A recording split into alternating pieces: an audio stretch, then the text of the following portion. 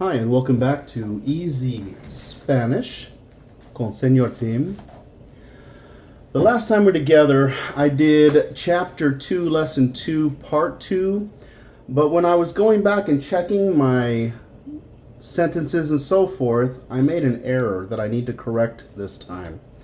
So these were correct. Prende las luces, apaga las luces. But when we're going to put no in front, this is going to change. Your verb is going to change. No prendes. No prendes las luces. Las luces. Sorry. No apagas. No apagues las luces. So apaga, apaga, apagues. Apaga, apagues. This is a command form when we're talking about it. When we put the negative with it, it's going to change just a little bit. No prendes, prende. So if I was to tell you to turn the light, prende la luz. Or prende las luces. Okay? If I say don't, mira, no prendes las luces. Okay? Turn the light off. Apaga las luces. Don't turn the light off. No apagues las luces. Okay? So that's going to follow the same pattern as we do in this too. Saca un lápiz, take out a pencil, and notice that the C is going to change to a QU. No saques. No saques un lápiz. No saques. Okay, if you're talking to one person. Abre su libro. Open your book. Abre su libro. No abras. Don't open your book. No abras. Same thing here. Close your book. Cierra tu libro. Cierra. No cierres. No cierres tu libro. Use a dictionary. Usa el diccionario. No uses un diccionario. Okay, so there are two different types of ways of saying this. It's a little advanced. That's why I didn't do it before, but I think if I would have left it this way without these extensions, some people may come back and say, well, that's not really correct. So I just wanted to give those to you as an extension of what we've already learned. Okay, let's take a look. Hacer, the verb hacer, means to do. Now, in English, we have two parts for hacer. We have to do and to make. Both of those mean hacer. So there's only one thing. So if I said I did all this or I made all this, it's going to be hacer. There is no division in Spanish when it comes to do and to make like we do in English. Okay, so let's take a look. Present tense, hago. Now notice, hacer with a G, hago. And then it goes back to your C's. Haces, hace, hacemos, hacen, hacen. All right, so let's practice. Yo hago, tú haces, él hace, ella hace, eso hace, usted hace, nosotros hacemos, nosotras hacemos, ustedes hacen, ellos hacen, ellas hacen. Okay, now we're going to go into past tense, pasado, past tense. Okay, notice that the C's are present, and then in third person, it's going to change to a Z, and then back into C's. Okay, so the ending is iste, o, imos, hieron, hieron. Once again, hice, si, iste. So, iste, o, imos, hieron, hieron. Okay, let's try it. Yo hice, tú hiciste, él hizo, ella hizo, eso hizo, usted hizo, nosotros hicimos, nosotras hicimos, ustedes hicieron. Ellos hicieron. Ellas hicieron. Now, in future, it's going to do something completely different. Okay? The CER is going to change. We're going to get rid of the CER, and the ending is going to be re. The C is going to change to an R, and the ending is going to be E with the accent. As, a, hemos, ang. Okay? So the ending is the key in Spanish. We're changing the end of the verb for present, past, future. It's a little bit different than English. English, we put something in front to change the tense, or we modify the tense in past tense. We modify it, right? Everything's the same. But in future, we put will in front of the verb, whereas in Spanish, they use an ending to change it to the future. Will, do, will, whatever. Okay? So, I do, yo hago. I did, yo hice. I will do, yo haré. So, the endings are very important. Okay, let's practice our future.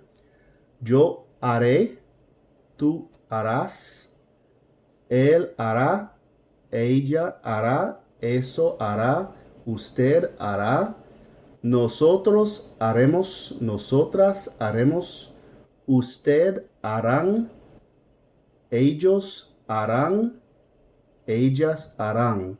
Remember that the H is silent in Spanish. Hago, hice, haré.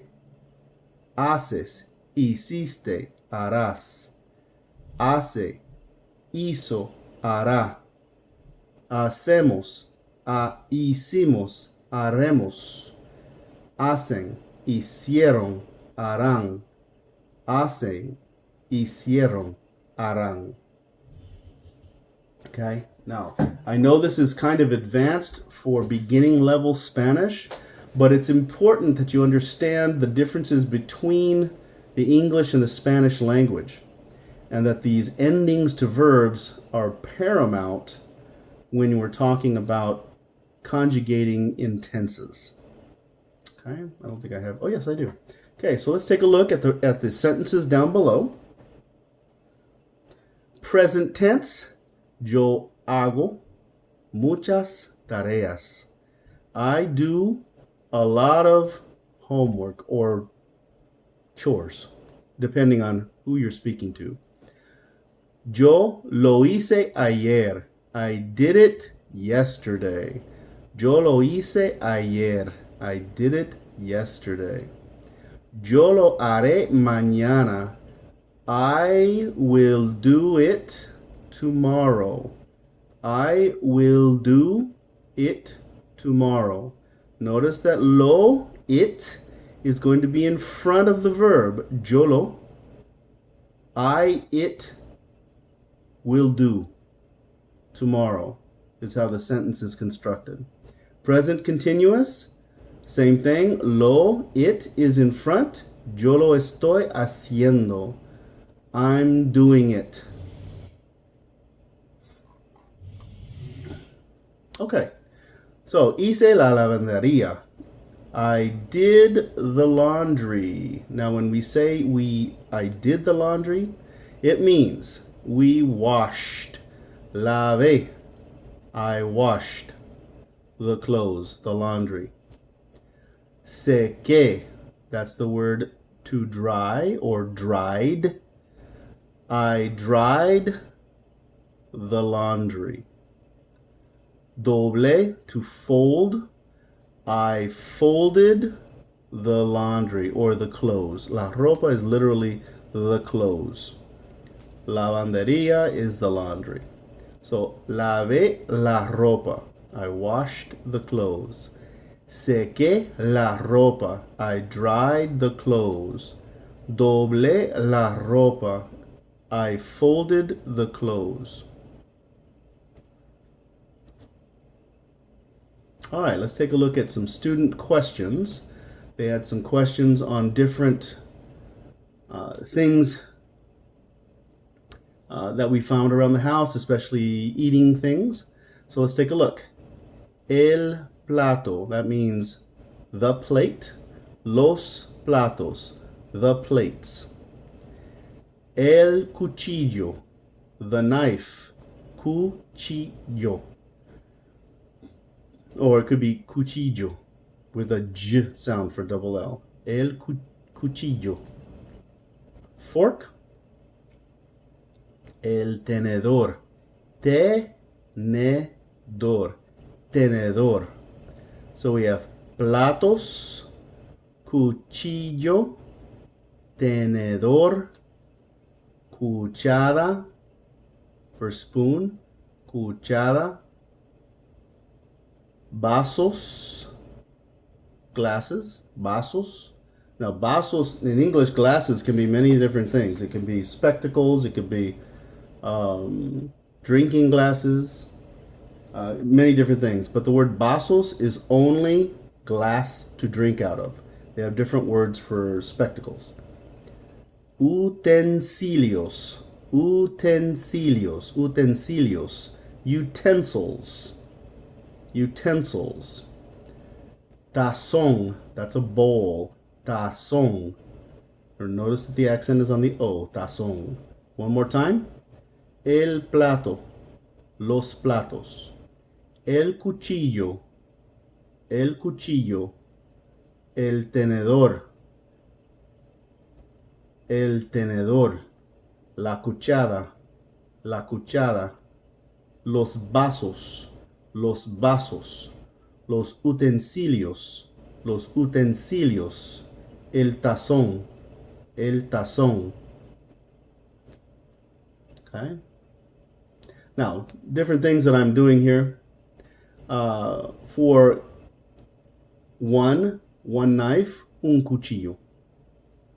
Or one fork, un tenedor.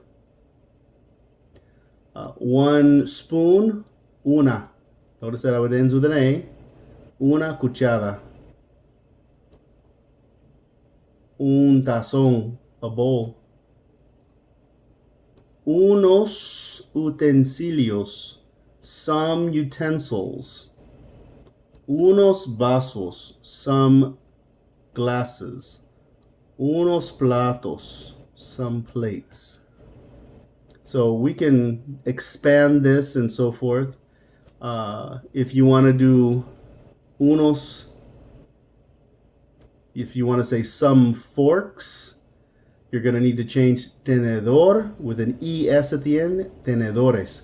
Unos tenedores. Some forks. Okay, so we can expand this in many different ways.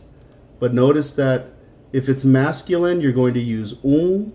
If it's feminine, you're going to use una. And if it's plural masculine, unos. Plural feminine, you're going to add an S to the una to make unas. So if I want some spoons, unas cucharas. Some spoons. So there's many different ways to add on to this, to expand your understanding. Okay, I think we're going to stop on this page now that we've corrected some things and added some things on to the original lesson. Thank you for joining me today. Thank you for wanting to learn Spanish. And remember, practice, practice, practice.